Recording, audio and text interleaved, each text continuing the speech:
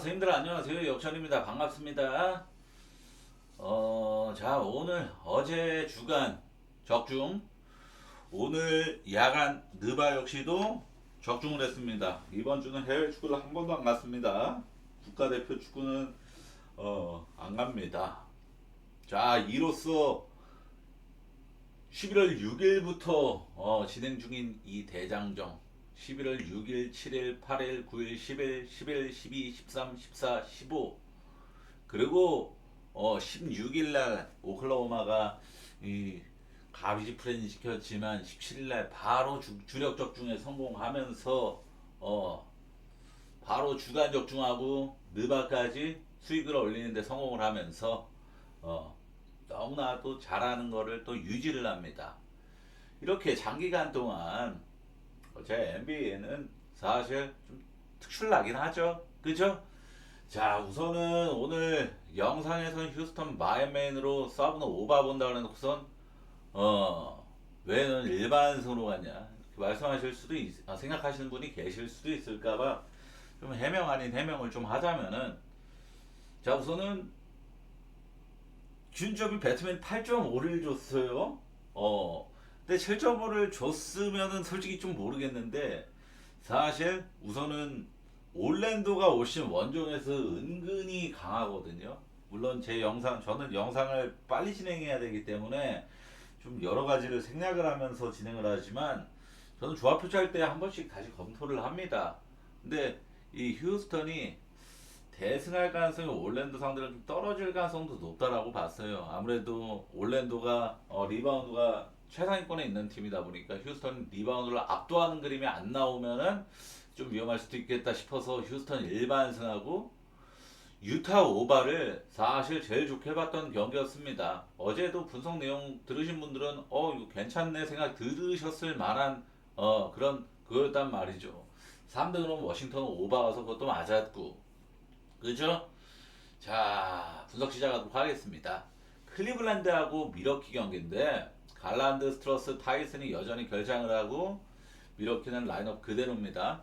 제가 모든 경기 박스코어를 정리하는 사람으로서 이게 진짜 하는 거 맞냐? 제가 멤버십 선생님들이 투표 자체가 그래서 제가 오늘 영상 말미에 박스코어 정리하는 거 다 보여드리겠습니다. 인증을 할게요. 저는 인증 없으면은 안 되는 사람이라고 생각을 하는 사람이라서.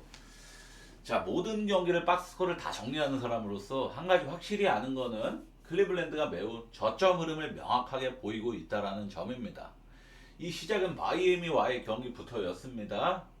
마이애미 1차전에 팀야투 마이애미와 리턴 매치를 붙었죠. 1차전에서 연장전까지 갔으나 이 클리블랜드의 보네드 플레이가 나오면서 2점 차로 아쉽게 패배했던 이 경기는 마이애미가 클리블랜드가 팀야투 41% 수준밖에 기록을 못했던 꼬라박은 거죠. 그리고 마이애미와의 리턴 매치에서는 미첼 갈란드 모블리가 빅3가 결정했던 경기였으므로 야투가 43%대밖에 기록을 못했습니다.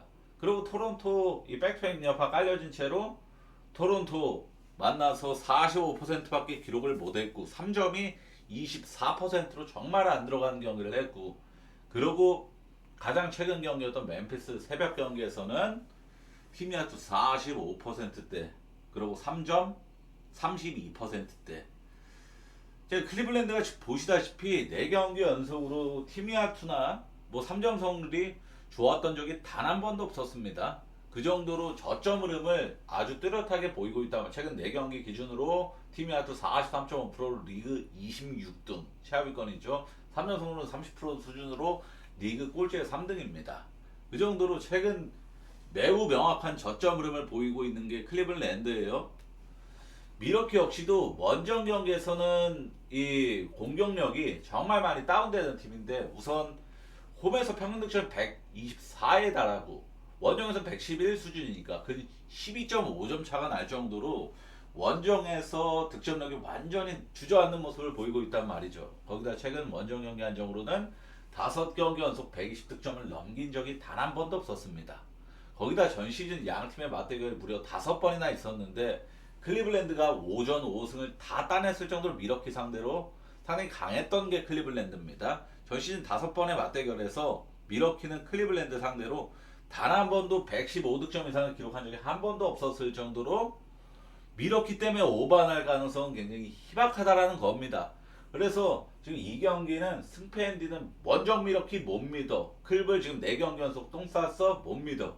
그럼 뭐다 양팀 모두 지금 미러키 원정 바보고 클브는 지금 4경기 연속 상대가 막 수비가 정말 잘하는 팀만 만난 것도 아니고 야투를 좋게 기록하지 못해. 슛 자체가 난조 흐름이야. 아이스랜드 흐름. 언더 보는 게 맞다라고 봅니다. 언더 볼게요. 저는 언더만. 필라랑 클리퍼스 경기는 이 경기는 사실 GTD 여부를 좀 확인해야 될 것 같습니다. 이 클리퍼스가 늙고 나이도 평균 연령대도 정말 높은 팀이고 그래서 돌발 결정이 뜰 가능성은 저는 있다라고 봐요.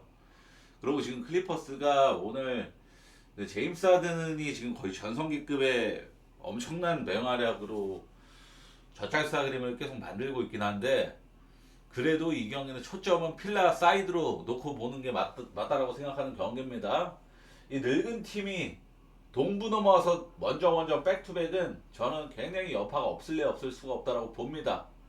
마이애미랑 뉴욕 경기는 아데바요랑 히로가 여전히 결장을 하고 뉴욕은 아누노비의 장기 부상 소식이 알려졌죠. 2주 동안 결장합니다. 브런슨이는 또다시 결장을 하고 맥브라이드가 GTD인데 리턴 매치죠. 홈원정 바뀐 리턴 매치입니다.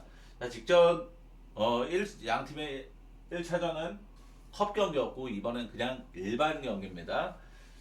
자, 직전 어찌됐건 맞대결을 좀 심도 있게 살펴보겠습니다. 당시 뉴욕 홈이었고 140대 132로 전반에만 140점이 넘으면서 저도 이 경기를 메인 조합으로 오바를 갔단 말이죠. 여기 있죠. 뉴욕 236.5 오바 여기 상단에 있습니다. 올킬이 나왔던 날이었죠. 이 날에 전반에 140점 났으니까 후반에 100점 이상만 나면 오바니까 그냥 영상 끄고 다른 거 봤죠. 그 정도로 푸근했던 경기입니다. 당시 박스 스코어를 살펴보면 뉴욕이 팀이아트 46%, 3점 40%, 페이스는 102였고 마이애미가 팀이아트 46%, 3점 43%. 우선 공격력 자체가 엄청나게 뛰어난 경기는 아니었어요. 그냥 양 팀의 3점이 정말 둘 다 같이 잘 들어간 그런 경기였습니다. 그래서 해고바가 뜬 거고 그리고 페이스 102면은 NBA 통상적으로는 빠른 편이고 빠른 경기였고 이래서 해고바가 뜬 건데 3점이 엄청나게 많이 들어갔어요. 자, 뉴욕이 21개 넣었고 마이애미가 3점만 19개 넣었고 엄청나게 3점 폭죽이 쏟아졌던 경기였습니다. 리바운드는 뉴욕이 좀 앞선 경기였어요. 자, 턴오버 비슷한 3개 차이로 마이애미가 좀 더 많았고 근데 이게 뉴욕이 턴오버 8개 마이애미 11개 양 팀 모두 턴오버가 적은 편이었습니다. 그리고 원래 템포 빠른 경기들은 다른 경기들보다 턴오버가 많은데 이 경기는 턴오버가 양 팀 모두 적은 편이었어요. 템포가 느린 경기 기준으로도 적은 편이었습니다. 그래서 굉장히 양 팀이 수비보다는 오펜스에 집중하는 경기였다라고도 볼 수가 있습니다. 자, 우선은 카렌서리 타운스가 39득점으로 야투 50%, 3점 43% 하드 캐리를 했던 경기였고 완전 지구 1옵션 모드를 보여주고 나머지 주전 4명은 다 활약이 미비했단 말이죠. 근데 타운스 혼자만으로 엄청난 그게 한 게 아니라 식스맨들도 활약이 좋았던 경기였습니다. 마이애미 주전에서는 위긴스만 못하고 나머지 4명은 다 충분히 잘한 그런 경기였단 말이죠. 개인 야투 5명 중에 4명이 50%를 넘긴 경기였으니까 전체적으로 주전 싸움 마이애미가 더 좋았습니다. 근데 문제는 식스맨 쪽에서 마이애미가 마진을 훨씬 밀렸어요. 뉴욕이 마진을 많이 벌어왔던 경기였습니다. 요비치 그리고 드루 스미스 이런 애들은 솔직히 존재감이 거의 없는 수준이었어요. 그러나 아누노비가 5분 만에 부상으로 이탈을 하고 이를 대신한 랜드리 샤멧이 거의 주전급으로 이제 출전을 하면서 3점을 12개 던졌고 6개 성공, 무려 3점 50%를 기록하면서 36득점으로 시즌 하이를 기록했단 말이죠. 근데 이 경기가 제가 제일 주목한 점은 양 팀이 정말 압도적으로 3점을 많이 올라갔다라는 겁니다. 성공률도 굉장히 좋게 지켰고 뉴욕이 혼자서 3점 시도만 53개. 그냥 이게 연장강 경기가 아니었잖아요. 그냥 진짜로 열렸다 싶으면 올라간 수준, 53경 보스턴보다 많은 수준이고, 그리고 마이애미도 40대를 기록했단 말이죠. 그래 정말 양 팀 모두 주저없이 3점을 내다 던진 그런 경기였습니다. 근데 이 경기를 생각해 보면은 뉴욕이 만약에 졌으면은 이 경기를 이렇게 3점을 많이 50 몇 개씩 올라가 놓고 졌으면은 이 경기 플랜을 좀 수정할 가능성이 있겠는데 이겼잖아요. 뉴욕 입장에서는 승리 브런슨이 그러고 아누노비가 이 경기에 5분 만에 부상 당한 거니까 사실상 결장했던 경기였고 그러니까 결국에는 핵심 두 명이 빠진 경기였음에도 이런 압도적인 양국 농구를 펼쳐서 빠른 템포 양국 농구를 펼쳐서 마이애미를 잡았기 때문에 이 전술을 고스란히 또다시 발휘할 가능성이 매우 높겠죠.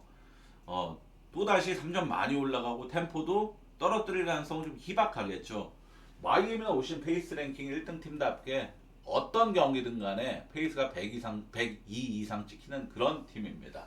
그러니까 마이애미 경기는 템포가 느릴 거라는 생각을 하면은 굉장히 큰 오산이에요. 템포가 빠르고 결론적으로 템포가 빠르다라는 그게 있잖아요. 거의 보장된 템포 빠를 것이다라는 보장된 보증수표가 있으면은 결국에는 얘네가 엄청난 2점 농구만 할 것인지 그러면은 아무래도 코트가 좁은 경기가 나오면은 당연히 템포도 저절로 느려지고 당연히 언더로 마를 가능성은 충분히 있는데 양 팀이 직전 경기에서 90 몇 개라는 압도적인 3점을 올라간 경기였으면은 이 경기는 솔직히 말해서 직전 경기 양 팀 모두 3점 40% 이상으로 기록하면서 정말 잘 들어가서 정말 수월한 오바가 났지만 이번에는 40% 넘긴다는 보장은 없단 말이죠. 두 팀 모두 갑자기 막 35%, 33% 이렇게밖에 기록 못할 수도 있는 거예요. 근데 그래도 20%대만 기록 안 하면 오바 가능성이 높다라고 봅니다. 이게 막 정말 아슬아슬한 오바가 아니라 어찌됐건 양 팀이 보시면 아시겠지만 팀야투는 46% 똑같이 기록했어요. 46%면 절대 팀야투 자체가 높은 경기가 아닙니다. 근데 팀야투가 둘 다 평범했음에도 정말 똥줄 없는 해고바가 났으면은 저는 또 오바 보는 게 맞다라고 봐요. 오바 메인으로 서브는 마이애미 프렘 보겠습니다. 토론토랑 샬럿 경기는 악바지가 GTD고 샬럿은 라멜로볼이 출전을 하고 나머지 결정자는 그대로입니다. 토론토는 올 시즌 3점 슛감에 따라서 경기 전술을 굉장히 유동적으로 변경하는 팀이거든요. 3점이 잘 들어가면 3점을 많이 던지는 편이고 3점이 안 들어가는 날이다. 그럼 3점 시도가 대폭 하락하는 팀이 토론토입니다. 이 경기는 솔직히 언오바 난이도는 저는 굉장히 어렵다라고 봐요. 왜냐면은 저는 언어바를 분석할 때 이 경기는 페이스가 빠를 것 같다. 이 경기는 페이스가 느릴 것 같다. 이거를 최우선적으로 예측을 하면서 분석을 하는데 이 경기 페이스 예측이 도저히 하려고 해도 할 수가 없습니다. 이따가 제가 토론토 샬럿 경기를 박스스코어 정리한 거를 한번 보여드릴게요. 그래서 좀 그때 좀 부가적인 설명을 좀 하겠습니다. 그래 언어가 굉장히 어렵다라고 보고 샬럿이 어찌됐건 그러니까 토론토가 3점이 잘 들어갈 가능성보다 안 들어갈 가능성이 좀 더 높은 팀이란 말이죠. 올 시즌 박스코어를 하나하나 다 살펴본 결과 3점 터진 경우는 굉장히 희박합니다. 그러면은 얘네가 2점 슛 빈도가 상당히 높아요. 드라이브인 득점도 많고 그러고 페인트 터치 득점도 상당히 많은 편이고 근데 이게 샬럿이 그러니까 토론토가 굉장히 약할 수밖에 없는 팀들이 어디냐면은 기본적으로 상대가 좀 신장이 좀 있는 팀들, 페인트 존이 좀 두터운 팀들, 올랜도 같은 팀한테 좀 약할 가능성이 좀 높고, 그리고 오클라호마한테는 지약일 가능성이 좀 높겠죠. 근데 샬럿은 올 시즌 페인트 존 실점이 리그 22등으로 최하위권 수준입니다. 그래서 저는 이 샬럿이 솔직히 5번 자리 한 명 이름은 생각 안 나고 주전으로 나오는 애, 걔가 2점 슛 야투율은 거의 90% 이상이라고 그러죠. 그래서 조현일 해설위원도 엄청나게 좀 많이 극찬을 하던데 그리고 근데 걔가 또 수비는 그렇게 좋진 못합니다. 그리고 디아바테 얘는 리바운드 능력만 좋은 애예요. 수비도 좋은 애가 아니고 그러니까 페인트 존 실점이 22등 올 시즌 샬럿이 빅맨 쪽에 결장이 있었던 팀은 아니잖아요. 빅맨 쪽은 건강했는데 그런데도 페인트 존 실점이 22등 저는 토론토가 상성적으로 충분히 괜찮을 거라고 봐요. 근데 이 경기는 토론토 마인이 깨지는 경우는 샬럿이 좀 앵겨붙는 기질이 좀 있습니다. 제가 직접 오클라호마 전도 그렇고 최근 경기들을 보면서 느낀 건데 좀 물고 늘어지는 경향이 조금 있어요. 그리고 샬럿이 근데 되게 이게 이런 게 홈 경기에서 많이 나오는데 또 원정 경기죠. 토론토 홈 경기죠. 그리고 샬럿이 라멜로 볼하고 크뉴펠이었나요? 그 올 시즌 루키라는 애. 걔가 어찌됐건 올 시즌 3점 성률이 괜찮아요. 그리고 직전 경기 완전히 꼬라박아서 받는 타이밍이기도 하고 그게 좀 무섭긴 한데 이게 기준점이 정말 터무니없이 받은 게 7.5 수준이면은 제가 토론토 경기 분석할 때마다 말씀드리지만 토론토가 지금 이기는 경기에서 단 한 번도 10점 차 이하의 경기가 없었다. 미만의 경기가 없었다. 다 승리한 경기는 다 10점 차 이상이었다. 그러니까 기준점을 함께 대입을 해보세요. 얘네가 다 이기는 경기에서 10점 차로 이겼는데 기준점 7.5다. 그럼 마인을 가는 게 전혀 이상한 선택이 아니. 토론토가 이길 것 같다? 아 그래? 1.2대 막 이런 거 가는 것보다 마인 가는 게 훨씬 낫지. 이렇게 생각하는 게 절대 어리석은 생각이 아닙니다. 미네소타랑 댈러스 경기는 자 오늘 댈러스가 1차 연장까지 좀 뛰었죠. 그리고 홈에서 원정으로 넘어오는 백투백입니다. 미네소타는 직전 덴버전에 혼자 백투백 여파 깔려진 경기였고 이 여파가 꽤나 유의미하게 나오면서 패배를 당했었어요. 우선 가장 큰 패배 원인은 1순위로 3점 성공률이었습니다. 미네소타가 3점을 20%대로 꼬라박은 경기였단 말이에요. 덴버는 48% 기록했어요. 3점 성공률만 근 20% 차이가 났습니다. 거기다가 자유투 마진까지 덴버가 플러스 11점이었고 리바운드 격차나 턴오버 차이가 큰 경기는 절대 아니었습니다. 요키치를 어찌됐건 요키치가 직전 이 미네소타 전 직전 경에서 55득점을 기록했었죠. 근데 요키치가 이번 미네소타전에서는 27득점만 기록을 했던 거. 그리고 요키치가 혼자 6개 턴오버를 범했을 정도로 27득점 6턴오버는 사실 야투율과 별개로 엄청나게 좋은 활약을 했다라고 보기는 애매한 수치입니다. 그러니까 어찌됐건 미네소타가 지금 NBA 현존하는 선수 중에 제일 잘하는 선수를 어느 정도 묶어낸 건 성공을 했다라고 봐야 됩니다. 근데 하필이면은 이 덴버가 팀 3점 성공률 48% 기록했던 원흉은 바로 티마더웨이 주니어가 3점 80%로 꽂았습니다. 주사위가 6등 경기였죠. 제가 티마더웨이 주니어는 주사위 돌아가는 선수다라는 말은 거의 한 30번은 한 것 같습니다. 반대로 팀 내 에이스인 앤트맨은 개인 야투를 35%로 올 시즌에 제일 못하는 경기를 했단 말이죠. 그러니까 올 시즌에 제일 야투율이 나빴던 경기가 바로 이 덴버전이었습니다. 그러니까 앤트맨이 올 시즌에 꾸준히 계속 잘해왔던 선수였단 말이죠. 근데 이 덴버전에 하필이면 백투백 여파가 또 혼자 깔려져 있었고 그런 여파로 인해서 정말 못했는데 홈 경기만큼 전 시즌 앤트맨은 홈하고 원정에서 기록 차이가 정말 크게 나는 선수였습니다. 홈 경기고 해서 반등각을 충분히 볼만한 타이밍이고 댈러스는 직전 클리퍼스 전에 2차 연장전 끝에 패배. 그러니까 오늘 경기 말고 오늘 경기 이전에 결국엔 이제 두 경기 연속 연장을 간 셈이에요. 댈러스가 이 클리퍼스 전에도 나지 마샬이 엄청난 고점을 찍은 경기였으나 패배를 했어요. 복귀한 라이벌리는 존재감이 굉장히 없었고 댈러스는 올 시즌 명확하게 그나마 아주 미약하지만 뜬금 오늘도 댈러스가 정말 의외로 포틀랜드를 잡아냈죠. 연장전 끝에 그런 모습을 보였는데 제가 아까 이 경기는 안 봤습니다. 오늘 댈러스랑 포틀랜드는 제가 분석도 패스하는 경기라서 안 봤는데 패스하길 정말 잘했죠. 안 봤는데 제가 중간에 이 선수 기록실을 한번 보니까 클레이 탐슨이 최다 득점하고 있었거든요. 제가 봤을 때. 그러니까 지금 디안젤로 러셀하고 나지마샬, 클레이 탐슨 이 정도가 굉장히 터지는 날이 무서운 거. 터지는 날. 근데 공통점이 있어요. 세 명 다 이제 베테랑 라인이라는 겁니다. 베테랑 라인들. 쿠퍼 블랙은 올 시즌 평균 34분 출전해서 평균 득점 15점대입니다. 얘가 솔직히 볼륨을 기대하기는 굉장히 어려운 선수예요. 얘가 막 오늘 손으로 다 들어 30득점, 40득점 이런 걸 기대할 건덕지가 크지가 않은 선수입니다. 그러니까 결국에는 나머지 이 디안젤로 러셀, 나지 마샬, 클레이 탐슨이 갑자기 막 3명 중에 2명이 막 고점 터지고 이런 경기가 무서운 건데 오늘 그런 경기가 좀 나왔어요. 포틀랜드 전에. 근데 이게 연장 뛰고 백투백에서 또 나온다?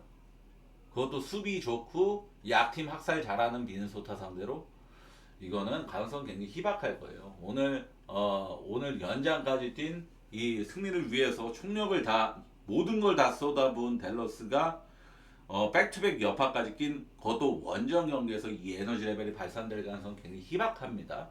지금 댈러스도 기본적으로 라인업이 쿠퍼 플레이 주목받는 선수가 어려서 그렇지 나머지 이제 폭발할 수 있는 주사위 유형의 선수들은 되게 늙은 선수들이에요. 그래서 이 백투백 여파는 더 클 가능성이 높다라는 겁니다. 자, 미네소타가 올 시즌 승리한 경기에서 대승 빈도가 정말 높은 팀입니다. 제가 다 정리해 온 거예요. 미네소타가 인디애나전에 이건 읽으시면 되겠고 그 정도로 인디애나가 올 시즌 승리한 경기에서 평균 득실 마진이 16.1입니다. 평균적으로 16점 차로 이겼다라는 거예요. 승리한 경기에서. 그 정도로 미네소타는 상대가 호구 냄새 풍긴다. 그냥 대승으로 씹어먹는 능력은 올 시즌에 정말 좋은 팀이란 말이죠. 미네소타 마인메인으로 서브는 언더 보겠습니다. 뉴올리언즈랑 오클라호마 경기는 이 경기는 사실 제가 오클라호마한테 우선 마상을 한번 입었죠. 직전 경기 올 시즌 맞대결 한번 있었습니다. 이미 오클라호마가 홈에서 137, 106, 31점 차 압도적인 가비지로 쓱싹을 해버렸단 말이죠. 근데 오클라호마가 원정 이때는 홈이었잖아요. 근데 원정 경기에서는 너무 이 가비지도 빨리 들어가고 전 시즌에 클불이 몇 번 그랬거든요. 그래서 클불이 가비지 프레임 몇 번 당한 적이 있었습니다. 제가. 근데 오클라호마가 직전 경기에 딱 그 골을 당했었어요. 제가. 그래서 이 11일 동안 압도적인 이 행진이 멈춘 건데 사실 원망스럽긴 하죠. 근데 이게 원정 경기라서 그랬을 가능성이 매우 높아요. 제가 오클라호마 팬이라서 모든 경기를 다 챙겨보는데 아무리 막 20점 차, 30점 차 이기고 있어도 오클라호마는 4쿼터에 스가가 이렇게 아예 출전하지 않는 경우는 좀 드뭅니다.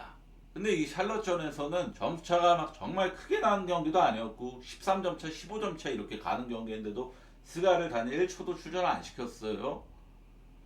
홈에서는 이 정도 점수차는 솔직히 투입하거든요. 근데 원정은 짤없이 그냥 아예 출전 안 시켜버리더라고요. 자, 직전 샬럿전에서 오클라호마가 완전 센 가비지 멤버를 낸 건 아니었습니다. 챗 홈그랜도 끝까지 코트를 밟았고 거의 반가비지였는데 저는 이게 더 역효과가 났다고 생각을 해요. 경기를 본 입장에서. 우선 확실히 이긴 경기니까 설렁설렁 뛰더라고요. 리바운드 경험도 안 하고.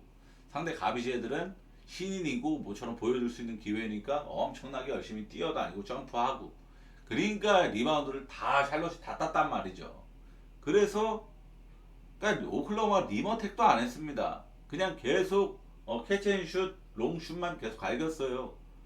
그게 불운하게도 튕겨져 나온 거고 리바운드는 다 샬럿이 따냈고 그래서 이게 마진이 좁혀지면서 가비지 프레임 지키게 된 건데 근데 이 불상사가 또 반복될 가능성도 어느 정도 염두를 하긴 해야 됩니다. 17.5라는 거대한 핸디캡을 또다시 받았기 때문에 근데 제가 제일 주목한 점은 뉴올리언즈의 가비지 멤버들도 형편이 없다라는 거고 그러고 뉴올리언즈가 지금 어쨌든 홈 연전을 치르고 있는 입장이잖아요. 지금 뉴올리언즈가 5번째 그 홈 연전인데 앞전 4번의 패배에서 다 마인 당했습니다. 다 마인. 다 마인을 당했어요. 지금 뉴올리언즈는 한 번도 프렌을 찍은 적이 없었습니다. 근데 사실 기준점 여파가 좀 있었죠. 포틀랜드 전 같은 경우는 0.5 프렌이었습니다. 0.5 마인이었습니다. 그래서 이게 17.5는 다소 좀 부담스럽게 느껴야 되는 게 정상이긴 한데 그래도 저는 오클라호마 이 뉴올리언즈가 샬럿처럼 이 가비지에서 마진 좁혀가지고 프렌 지키는 그런 불상사보다는 좀 가능성 자체가 오클 마인이 조금이나마 더 유력하지 않나 생각을 해서 오클라호마 마인메인으로 서브는 언더 보겠습니다.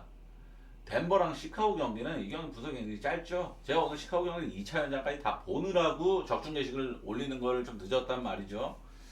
자, 2차 연장까지 뛰고 원정 백투백입니다.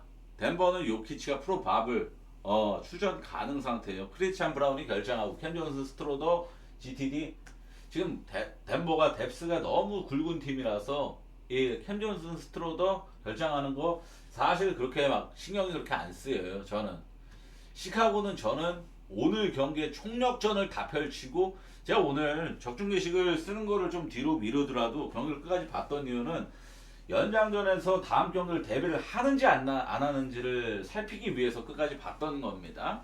봤어요. 제가 끝까지 다 봤는데 이 유타전에 올인을 했어. 완전 진짜 뒤 없이 그냥 올인. 아니, 얘네가 지금 4연패 오늘 또 지면서 5연패를 찍었잖아요. 연패를 스탑하기 위해서 적절한 상대는 유타라고 본 거죠. 다음 경기에서 백투뉴 혼자 깔려진 덴버 원정 고산지대 절대 연패 못 끊는다. 유타한테 올인하자. 이런 마인드였단 말이죠. 그래서 1차 연장에서 마지막 10초 남기고 2점 차로 지고 있는데 다음날 덴버 원정을 생각을 했으면 3점 올라갔을 겁니다. 근데 이 마지막 2점 야투를 코비 화이트가 주저없이 바로 리머텍 들어가서 메이드를 시켰어요. 그래서 동점으로 또 2차 연장을 가게 됐던 겁니다. 2차 연장에서 조식이 코비 화이트 다 뛰었고 그리고 코비 화이트는 오늘 부상 복귀를 한 선수죠. 이런 선수가 원정 백투백에서 연장 2차 뛰고 또 출전한다? 조식이도 복귀한 지 이제 2경기 됐습니다. 이 둘은 돌발 결장 가능성이 더 높다라고 봐야 돼요. 조식이하고 코비 화이트는. 거기다가 부세비치 책은 엄청나게 부진한 흐름이고 수비는 전혀 안 되고 그래서 저는 이 경기는 덴버 마인을 안 볼 수가 없다. 진점 무시하고 이 경기는 진점 무시하고 그냥 완전 생 무시해버리고 안 볼 수가 없다 생각을 합니다.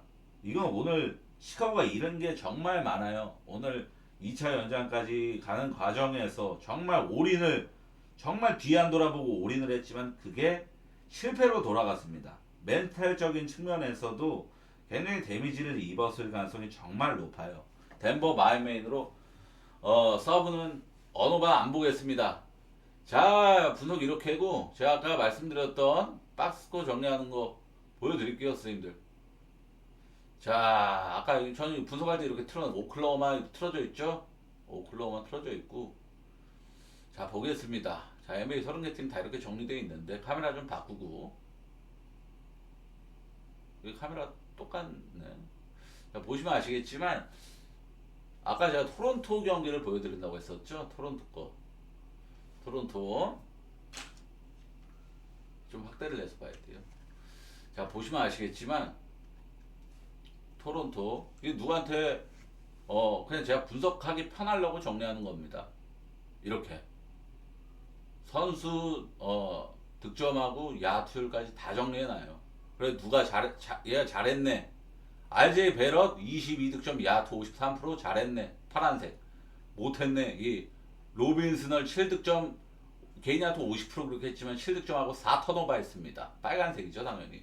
7득점 4턴오버는 빨간색. 이런 식으로 다 해놔요. 그리고 아까 제가 페이스가 말씀드렸잖아요.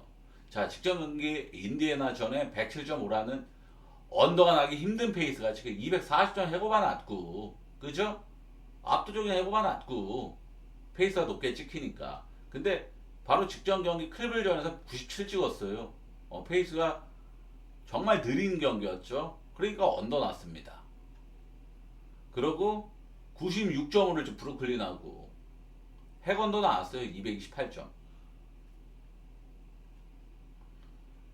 그리고 이때는 또 102점을 찍었습니다. 필라전에는. 그리고 이때는 또 101을 찍었고 이때는 100.5를 찍었고 이때는 96.2를 찍었고 페이스가. 그러니까 이 정도로 토론토가 그게 없어요. 대표적으로 좀 일관성이 없다라고 생각하는 이유가 마이애미 거를 한번 보여드릴게요. 마이애미 거를 한번 보면 좀 납득이 가실 건데 마이애미 거를 한번 보겠습니다. 계속 하고 있죠. 한 경기도 빠짐없이 일과예요. 제 하나의 일과. 자, 직전 뉴욕전에 페이스 102 기록했습니다. 리턴 매치죠. 아까 제가 분석한 경기 전반 140 이상 해고봐 이렇게 주목해야 될 점 따로 적어놓는단 말이죠. 그리고 자, 직전 클블전에 108점 페이스 108. 해고가 났죠. 246점. 그러고 클블전에 103.25. 해고가 났죠. 그러고 마이애미가 113을 찍었죠. 포틀랜드랑. 페이스랭킹 1등하고 2등 팀 맞붙었던 거예요. 이 경기가. 267점 연장도 안 갔는데 미친 해고 받았죠. 그러니까 제가 마이애미 경기는 무조건 102 이상은 찍을 거라는 아까 제가 분석하면서 얘기를 했잖아요. 무조건 102 이상은 빠를 거라는 보증 수표가 딸려진 팀이다라는 표현까지 했잖아요. 그 이유가 제가 이걸 정리를 하고 자 모든 경기 106 요때도 103.3 요때도 105.2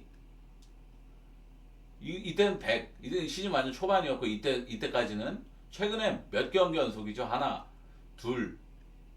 세 경기, 네 경기, 다섯 경기, 여섯 경기, 일곱 경기, 여덟 경기 연속으로 페이스 102, 102 이상, 102, 102, 102를 다 이상만 기록하고 있잖아요. 그러니까 제가 아까 분석 내용에서 최소 아무리 못해도 102 이상은 찍을 거란 보증 수표가 딸려져 있는 팀이다. 라는 표현을 이런 거를 보고 하는 거예요. 이런 걸 보고 말씀을 드린 겁니다.